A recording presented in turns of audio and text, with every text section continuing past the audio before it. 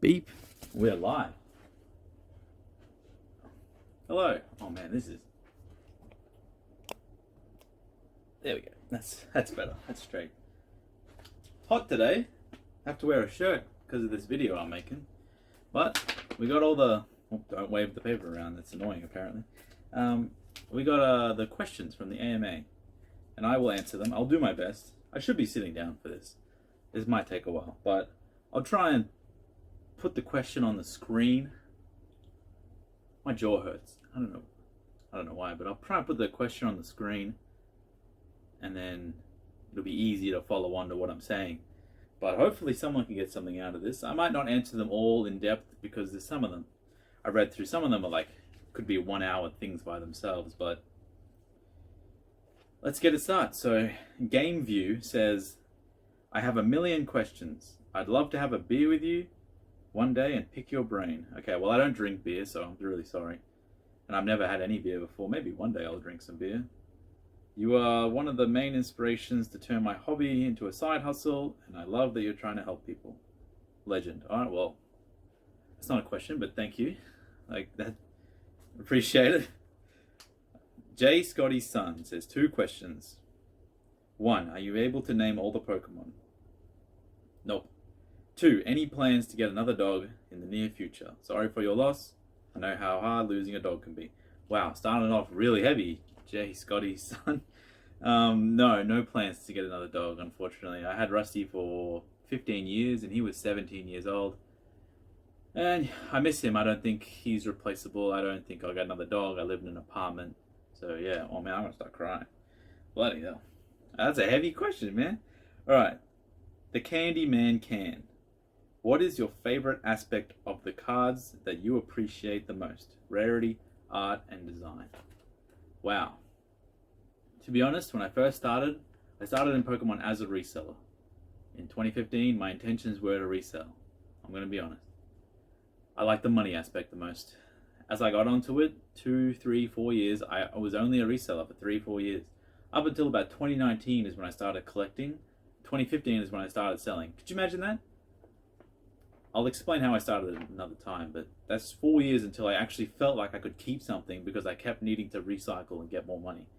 So it was the money. I know it wasn't one of the options, and then it was the design. I liked the cards. I liked the old school cards. It was so cool to have the full sets, every holo in a set. I didn't like collecting the commons and uncommons of sets. I just like to get the holos of the old school Wizards of the Coast sets. And then in 2020 is when I really started. I got a little bit of money.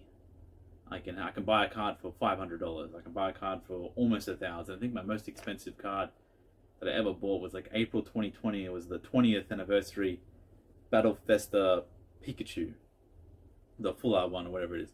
And I love that card. I got it somewhere. And I actually don't even know if it's here, but yeah. So it got to like it was like money, and then it became the design, and then it became rarity, and then rarity and design kind of goes. I really like Pikachu, so Pikachu goes over everything, and then it goes like rarity, and then so monetary value is really like not that high for me anymore. But I hope that answers this question. So rarity is my number 1. I like having things that are rare. I think rarity is the best thing ever. It can't be matched. You can't make it up. It's fact. So yeah, that's a great question. All right, Armathy Davis. Sorry if I get your name wrong. Can't believe how many times I've been scammed on eBay buying near mint cards. I've settled on buying PSA 10s I like. I live in a third world country and it makes it difficult collecting. I was hoping... Okay, there's a big paragraph, so... I was hoping to get your opinion on the best platforms for finding near mint to mint singles pre-XY era. I'm sorry, it doesn't exist. I mean, you have to look at secondary markets. Card stores probably wouldn't have that kind of stuff. Maybe like online card stores like TCG Player, Troll and Toe, but it's all stock photos. I mean, it's mainly luck and then buying people's old collections, but they don't really come up. I mean, pre-XY, that's like what, a decade now? I mean, I'm sorry, there's no formula. It's basically just persistence in looking constantly and luck. It's really, I'm sorry, that's just what it is. LDS1. I love that you're breaking out of your comfort zone and getting on camera. Love the videos. Keep up the awesome content and keep crushing. Well, thank you. Not a question, but I appreciate it. Keandre Simmons. Hello, this is kind of a general question, but once you make a sale, do you allocate most of the funds to raw cards, sealed products, or grading raw cards you have? Okay, I'll answer this one and answer the next one. That's a good question.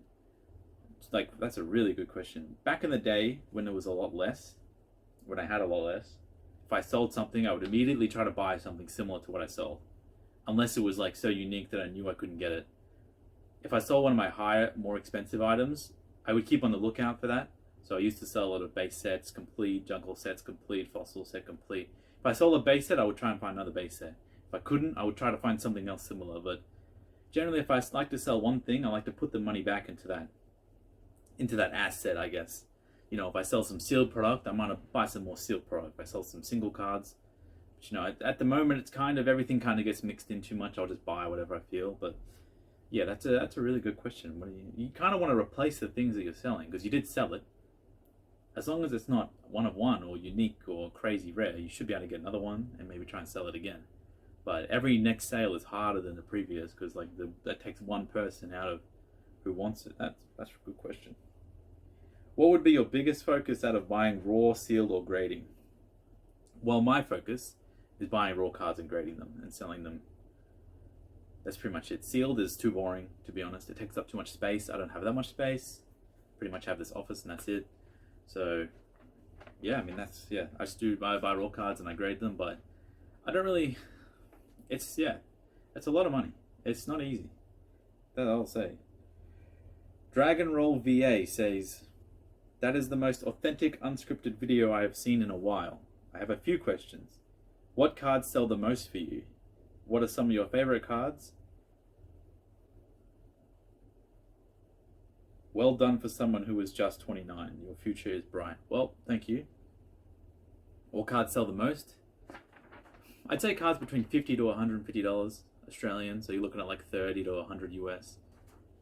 Would sell the most. Mainly Charizard cards, I would say. Like, I sell a lot of Charizard. You can sell like the most popular modern promos. Pikachu and Charizard cards are pretty popular, man. But I have such a wide range now. I used to be like only like a certain modern, but I have, I think like 2,000-3,000 cards listed, and behind me, I mean, there's just heaps. Yeah, so I'd probably say like the most popular Pokemon, you're looking at Gengar, Charizard, Pikachu. I mean, it's pretty obvious. And then, yeah, what are some of your most favorite cards? Not necessarily the most expensive. Well, the Poncho Pikachus, the full art ones, Charizard, like Mega X and Y, and the Magikarp and Gyarados and the Rayquaza X and Y. They are some of my favorites. I don't really like the Mario Luigi too much. I like the plush Mario Luigi. I have them up there, but yeah, my favorite cards are the Poncho full arts, definitely. Thank you for the question, DragonrolIVA. Saitama says, oh, there's 5 questions here. Let's just get through them. You bought off me, and thank you. You're a top guy. Okay, thank you for saying that. You hope to have your own eBay store one day. Well, it's really easy. All you gotta do is start one. It's free, so that's not too bad. You get an eBay store subscription. It's like $20 a month, but you can do an eBay site without buying that. How did you get started, and how did you acquire such an amazing and expensive collection? Okay, well, that's a really long question. I will probably answer that, like my journey. I'll do a question on my journey, if anyone even wants to know. I mean, I'm just a normal guy. It doesn't really matter, but how long did it take to become a successful reseller? I mean, successful is all opinionated. I think it's been 9 years, 8 or 9 years. I think it started in 2015, 16, I can't remember. But I was reselling like Nintendo games in 1964 and Super Nintendo before that. But how long did it, until I really took, maybe when I quit my job, probably mid-2019, that's when I started. That was very scary, and probably not even a good move. And when the more I think about it, if I just kept working, I kept getting that income, but I was in a job that was like rather toxic, and it was like bringing down my mental. So like losing that wage was greater, or was like more better trade-off than like losing the income that I got $800 a week or whatever. So probably mid-2019 is when it really, obviously, because I was making like maybe $1,000 a week, and that felt really good. So yeah, any tips, advice for people wanting to set up their own store, starting with a smaller budget? Well, I just made some videos, so go check those out. I got a little selling tips section on my YouTube. Some of them are a little bit like a while ago, but you know, it's hard, right? It's just it's consistency and just doing the listings and sending things out, and you might have to. I think I sold over 20,000 cards that were $1 each, and you can imagine pulling them out of the boxes, and it's a lot of effort. But like, you can't just get started, and you don't just get rich. Like, it just doesn't even. Yeah, it takes a lot of effort. Can you make a tour style video of showing off your whole collection? Well, maybe. I don't know. I don't really want to show too much because it's not really relevant. I mean, I love my collection. I show it off on Instagram sometimes, but like, you know, I really like the things I like, and I love them a lot, and I spend a lot on them. But it doesn't mean that other people want to see them. So I can show off like some of my graded cards, and you know, a lot of things are in and out. And they don't always have like a certain collection, because I really subscribe to the model of like, you can buy something and enjoy it for a while, and then you can sell it. So I never want to make like a this is my collection, because if I sold something out of it, it would kind of be ironic. But yeah, maybe I can do something. Maybe my favorite 10 items. I love the amount of videos you've been putting out and good stuff. Well, thank you, Saitama. And sorry for your loss. RIP to your dog. Thank you. Yes, definitely. Keandre Simmons says, want to make a sale? Okay, I already answered that one. Did I already answer that one? I must have copied it twice. Sorry about that. Gnar on Ice Lava Collectibles.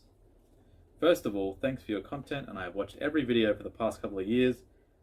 Absorb it, and I attempt to absorb it like a sponge.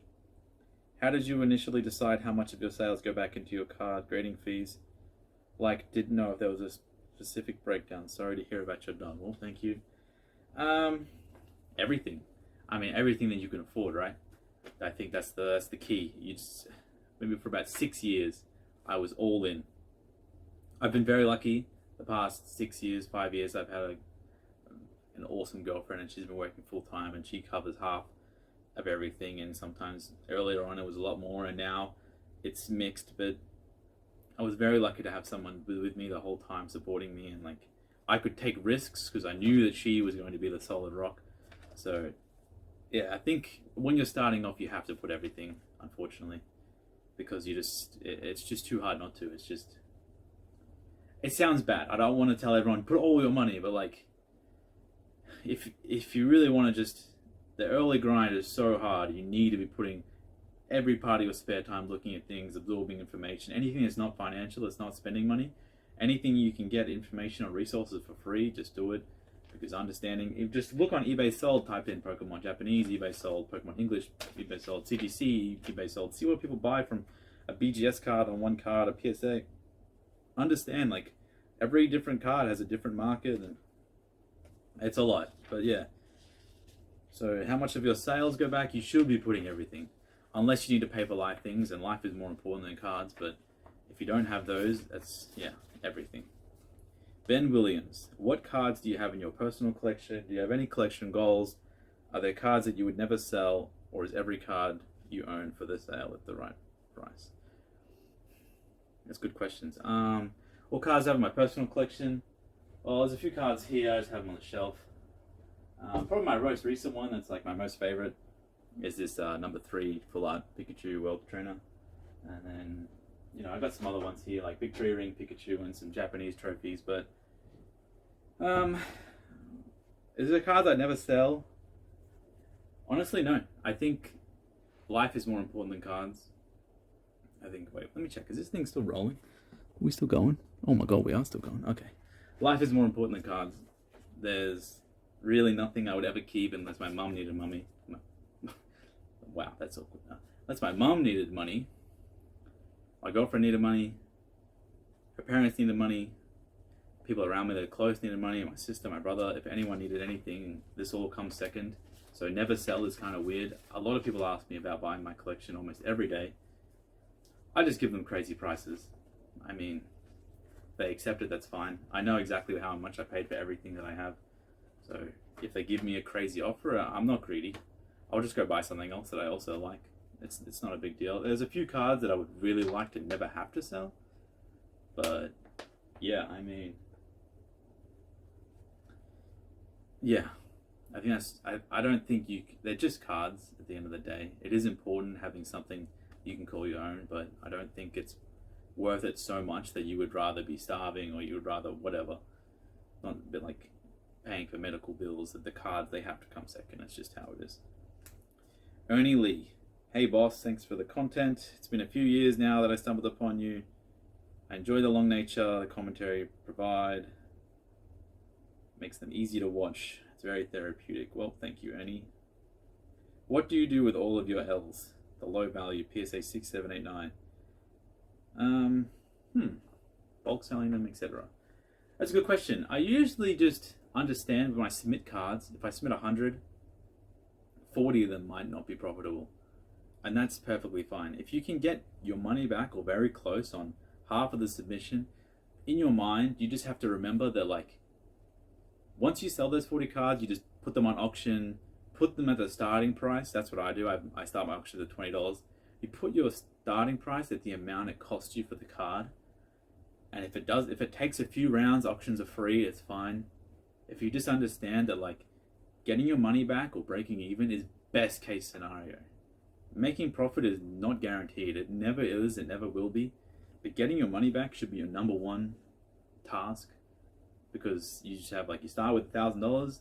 Your aim is just to always get to $1,000. Sometimes you will get above. It'll happen. It'll just happen. Just nature of the beast. But, like, you should just aim to always break even. And once, like, you have 100 cards, you sell 40, just imagine in your mind, okay, that was a 60 card submission I have. I'm going to list those by now or whatever. I'm not going to get rid of those fast. I'm not going to auction those. Just try to get rid of the things that cost you money and they're not going to make much. But yeah, I mean, I have people on Instagram I bulk sell cards off to. I have people local to me that I bulk sell cards off to. Like, in my position, I can afford to lose a little bit on some cards because some other cards are such high gains. But I think you just have to change the mindset of, like, losing to be like breaking even. Wow, I broke even. Like, that's nice. Like, you took a risk and you broke even. That's best case scenario. I mean, a lot of people take risks and it goes downhill real fast. So yeah. So next question is, as a side hobby, I'm selling 2,000 to 4,000 a month. Mainly handpicked cards from Buyee and Yahoo Auctions. I'm hoping to scale this. Obviously, part of the question is asking about what sources, which I'm not, as I understand that it's precious. Well, it's not really precious because there is no sources. Everyone has access to the same internet. I don't have any secret dealings with anyone or anyone's collection I've been pulling out of, or I buy from the same place as everyone else. I mainly buy... It's hard because I buy cards at the market price. I just see something and all I want to do is make a margin between the market price and the PSA 10 price or the pristine price or whatever. I don't really care about if it's going to go up or if it's going to go down or when I get a good deal. I just try to find, all right, that card sold $60 PSA 10, it's $20 raw, $15 to grade, there's a bit there. It sells PSA 9, it goes for $30, $35, I can break even, that's best case. That's all I do. I don't really try to, there is no, you can get lucky. The more you search, the more chances you play the refresh game on websites, like you mentioned, is better, but there is no special website. They're all the same. Now, I will say there are a few Japanese websites that sometimes list really rare cards that never come up for sale, and the market price of them is not as relevant because they're so rare. That doesn't apply to 99% of the people because you're not going to be spending $20,000, $25,000, $30,000 on a card anyway. So I think you just keep doing what you're doing because there is no perfect website. Would you ever show parts of your collection? Maybe that could be a series video. Maybe. I mean, I don't really feel like it's important for me to show things off and flex them off. And I might do it on Instagram, but, like, I don't have a very big collection. I mean, there are people out there that have one car that is more than everything I own, including my inventory, my life, my car, my house, everything. So, yeah, I mean, it's not, yeah, from me. From Burton. When do you choose between running an auction and listing something by an hour price? Auctions, I usually do it if I have multiples of an item. So if I have like 5+, like a lot of cards here.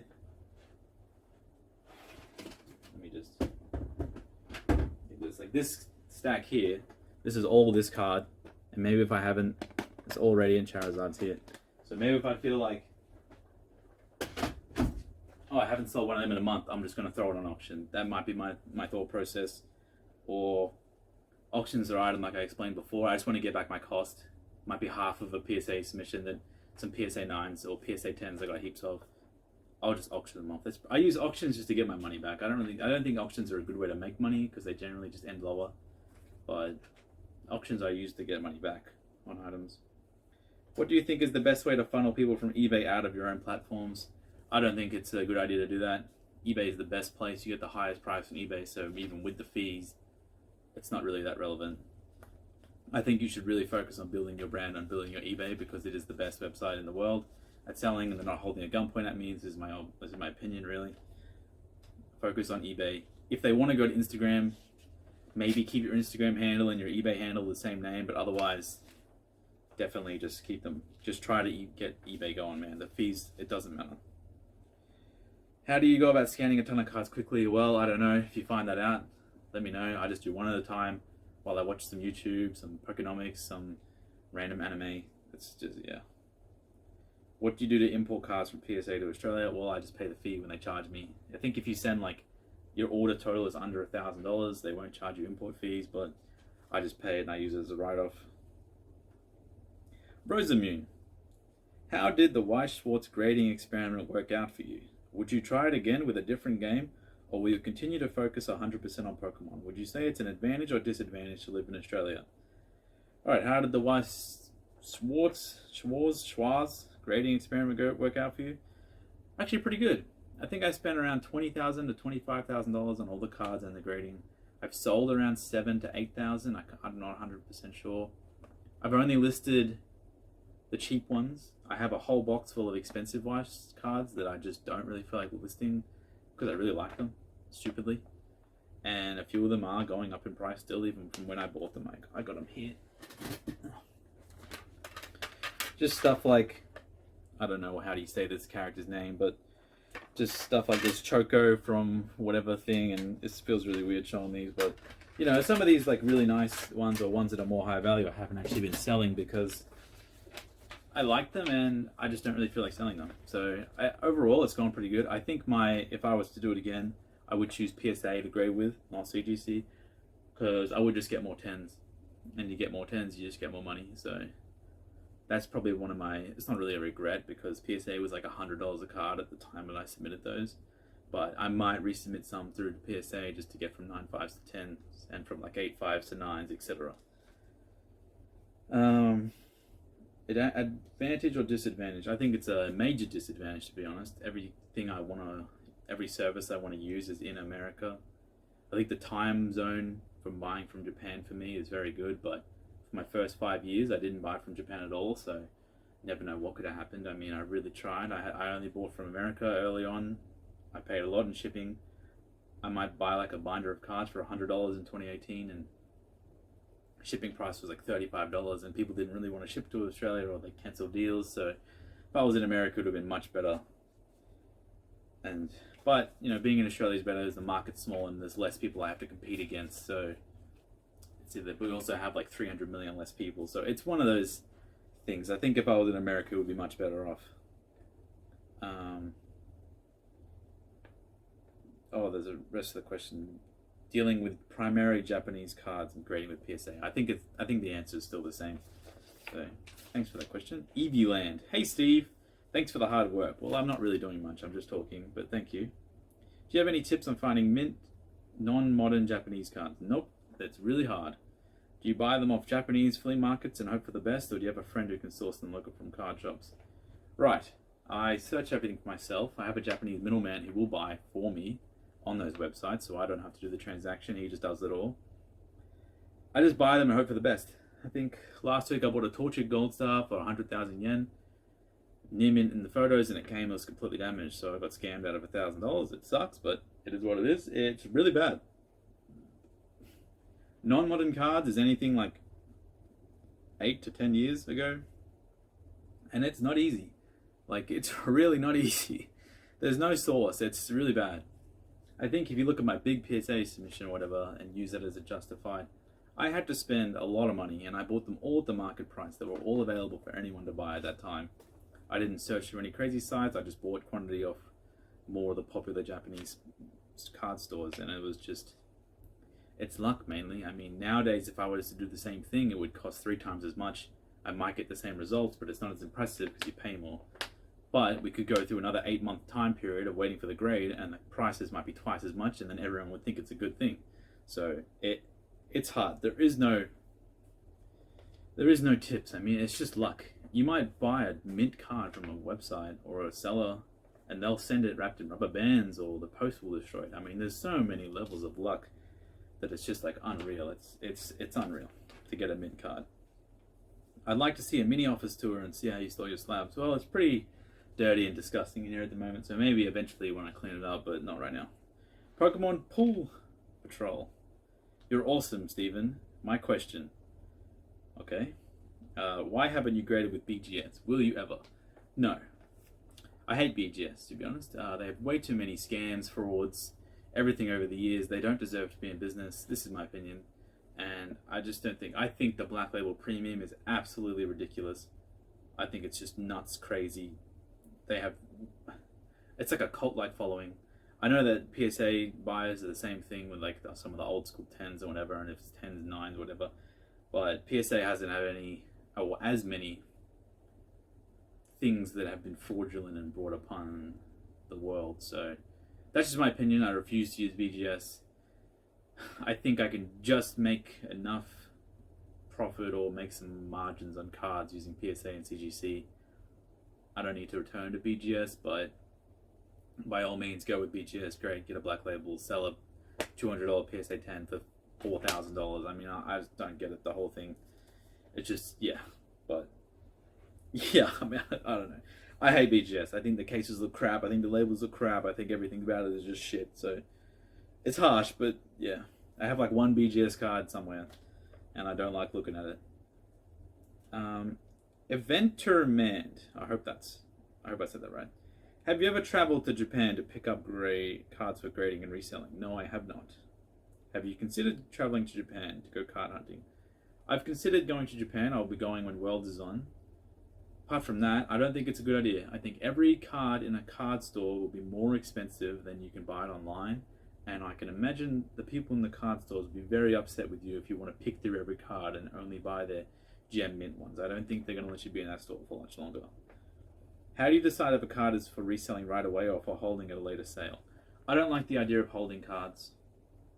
I really like just buying a card, getting in and putting it for sale at a price that I'm happy with, of a margin that's good enough to justify how hard it was to get that card. There are a few cards that I might have 10 of, and I'll sell like one, and then I'll up the price. I'll sell the second one, I'll up the price. It's really hard. It's so dependent on your situation. I think holding for a later sale, like I don't know what you're waiting for. Like even if the card doubles, in 12 months, I feel like getting the money at month number 1 and making like 20% margin every time you spend that money. You do that like 6 times over the year, you'll find out you'll be much better off than if you just held the card. Obviously it's more work, but what are you doing with your time? That really depends.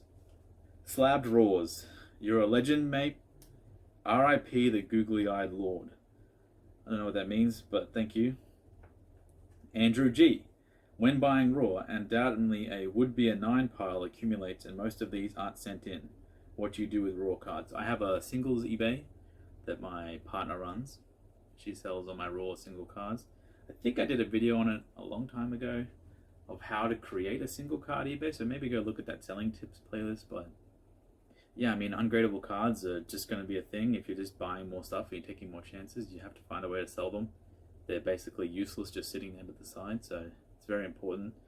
I have an eBay for my graded cards, and I have an eBay for the single cards, and I also have pretty much a deal with a game store where I supply them with Pokemon cards and they sell them and they take a cut. So that's what I do. KetchumAllCollectibles. What are 3 mistakes or lessons learned in the business, and what tips can you provide to others looking to take the leap? Wow. 3 mistakes. I can't really... It's embarrassing. I mean, that's a heavy question, Dan. Mistake number 1, not getting to know more people faster. I feel like you can get so much knowledge from so many geniuses. There are people that know something about a specifics part in something, and you're just like looking at them like, wow, how the hell do you know so much about that?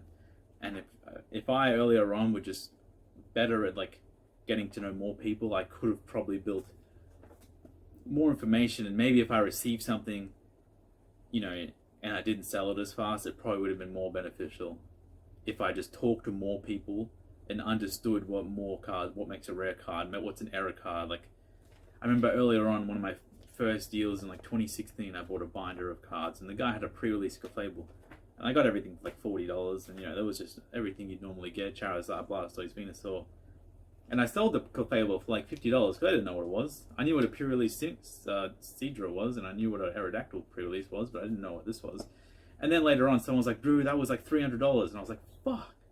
Sorry for swearing, but like, because I didn't know what it was and I didn't have as many people to talk to, I felt like that was a mistake. If I just spent less time worrying about how to make money and more time talking to people and just discussing Pokemon as a whole. Now it's easy. There's people doing it every day, but like back then it was a little bit harder. But yeah, that's probably one of my first mistakes. And my second mistake, not getting into Japanese cards earlier. I started getting Japanese cards in 2019. I think if I just was more knowledgeable. I mean, I remember the Victory Ring Pikachu was like $1,000 in like 2018. And not that I could have bought one then, but I probably could have used it as a goal to buy one because I really like the way it looks. I first purchased my first Pikachu Victory Ring for like $14,000 in 2021. And I think even that right now is a normal price for it. But like, I really like that card, and it's one of my favorite. It was my very first trophy. But getting into Japanese cards is a mistake of mine that I should have gotten earlier. And the third mistake, I have no idea. I think wasting too much money on real life stuff that was unnecessary. Like when I was younger, I used to be really into cars, and I would buy like wheels and suspension items, and I would like always be destroying it, and I always had to pay to fix it, and I would be like getting fines all the time, driving too fast. Like maybe those things I probably shouldn't have done. Java Akuma, question: what's your cat's name? He's so chill. That's Elf. He's one of my 5 cats. He's just still up. He's looking at me. He's just sleeping right now. Paolo Abracia. Wow, those plushies. Everything about Pokemon is in this video. Fire emoji. Okay. Condolences about your dog.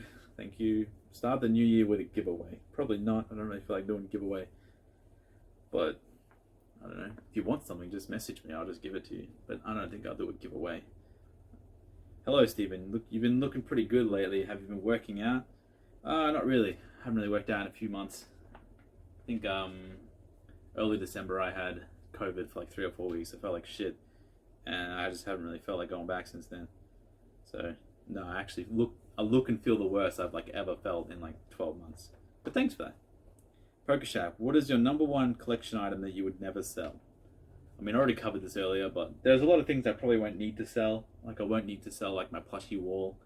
I won't, like, it'll be last because it's, like, one of the cheaper items. But, I mean, I have, like, signature items that are, like, marked out to me, like, to Steve.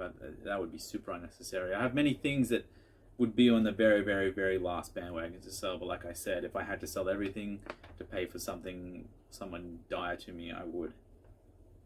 You seem to buy and sell a lot of volume. How do you keep track of all the moving parts? I mean, it's all in here. I mean, that's pretty much...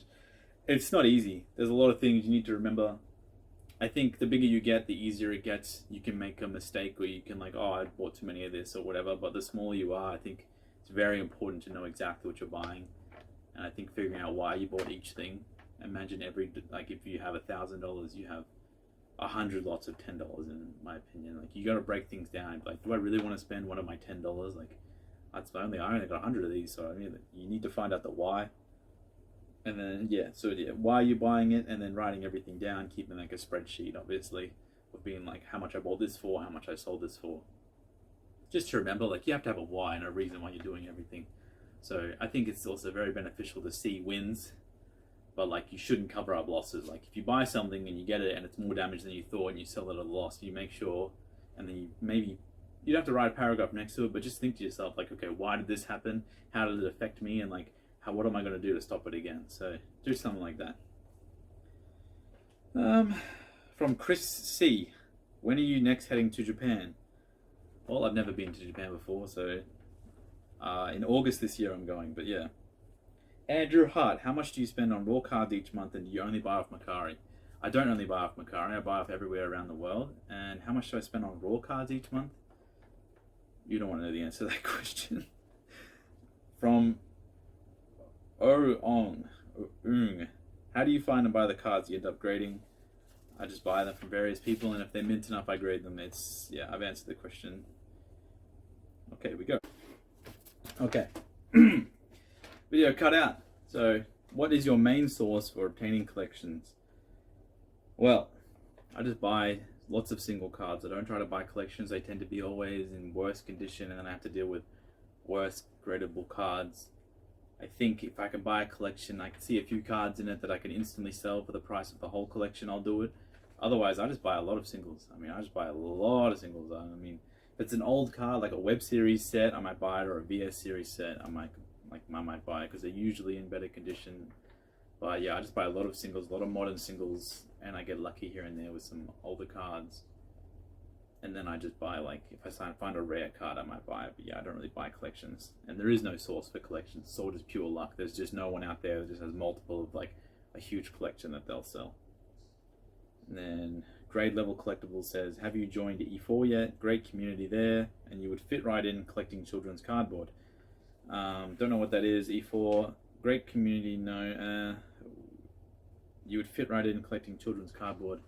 I mean, a lot of my cards are almost as old as me, so I don't really know how that would make it children's cardboard, but thank you. ThePokeShack, how do you scan your PSA cards? I use a scanner. I use a V370 Epson scanner. If you want my settings, just message me, I'll send them to you. A lot of people use the V600. I mean, if you don't have a scanner, you don't have hundreds of PSA cards, just use your phone. Just take a photo with your phone with some good lighting. It'll look good, trust me. Luke's Pokemon Store. Hi bud, big fan. Watching you for a while now. Like you, I sell graded cards for a living. What's your best advice for scaling up in the business? Getting to around 200 PSA slabs a month in to sell 90% Japanese. Very small amount of English. You just have to keep doing the same. I really don't know. Whatever's working for you, you just keep doing it. There's no hidden formula. You sell 200 cards 1 month. You can't always sell more and more, because it's like sometimes you don't get back that much. But you know, if you can always just scale up the amount of inventory you own, I think that's more important than making more money. I don't think you should try to, I'll sell 20,000 this month or 30,000 the next month. That doesn't really mean much. I think you should always be like, my inventory value is worth this. I'm going to grade whatever these cards and hopefully to be worth this, and then I can sell a little bit out of that. I think just owning more stuff is more important than making more money. Pokefire87, I'm wanting to do a Pokemon side business. Any advice on sourcing cards and selling for profit? Well, don't do it. Your aim should be to grow a collection. I don't think, unless you're starting with like $100,000, it's really hard just to like mainly do it so you can make a profit. You don't have to work anymore. I think you work your job, obtain a collection, find something you like. If you like it, it's more than likely other people like it, and then you just use that. Once you get a few collection items, like, okay, I don't really want this one anymore. See how that sells, figure out how to sell and everything. I made videos on that, but yeah, don't try to source cards and sell with profit, because you will get scammed most likely and you will lose a lot of money. How did you grow your hobby into a business? I mean, I just did more of the same over time until I, sold more and made more money, dollar value, that I was making from my job every week. I decided to quit because my job was very toxic. But it was not a very good idea, to be honest. It really destroyed me financially. It was really hard for that first 6 months. I wish I didn't do it. And then the pandemic hit, and I thought my world was going to be over, and I didn't have a job, and it was like the worst thing ever. Luckily, I just kept going. Logan Paul hit. I had a huge, old, an old school English WotC collection on a bunch of Charizards. I sold all of them in that huge Logan boom, and then I used that money to make more money and get more cards, and now I have heaps of cards and not much money, but the cards are cool, so that's fine. Cool Trainer Tony, do you have any collections outside of Pokemon? Well, recently I sold 3 of the cards out of my collection. 2 cards out of my collection to pay for a car, and then the car is a BMW M3, and it's one of my favorite cards ever made. I've wanted one for years. They're very expensive, but my cards, a nice gentleman in Singapore offered me a very large amount of money that I could not refuse. And I'm like, wow, now I have enough. I can just go buy the car if I trade mine in. So I'd say my car is my collection, even though it's not really how you should view a car, but I view it as part of my collection because I've sold items out of my collection. I'm very happy to have the car. If I can get more cars that I really like eventually, it would be amazing for me. But at the moment, I'm happy to have one because I don't drive anywhere. Kimberley, what inspires you the most? Well, I would probably say my partner. my girlfriend. She definitely, I mean, she's like the rock. She holds it all down. She does everything that I couldn't even fathom doing. She's been out of work full time for years while I do this, and she really takes the risk, because she takes the risk on me, you know. And maybe I'll lose all that money and then it's all game over. But yeah, she's really been so supportive and helpful the past 4 years. I can't even imagine where I'd be without her. I don't even see. I wouldn't even try anywhere near as hard, probably 99% less hard, if she wasn't in my life. So yeah, I think finding a partner is important, so you can have someone to enjoy something with. And if it's not a partner, you find a friend, a very close friend that you can enjoy something with, because it makes life a lot easier. Alex PSX says, wow, Stephen Face, why are you so handsome? Okay. Quachancy says, looking good. Okay. wotcfetish says, what is an unpopular opinion you have?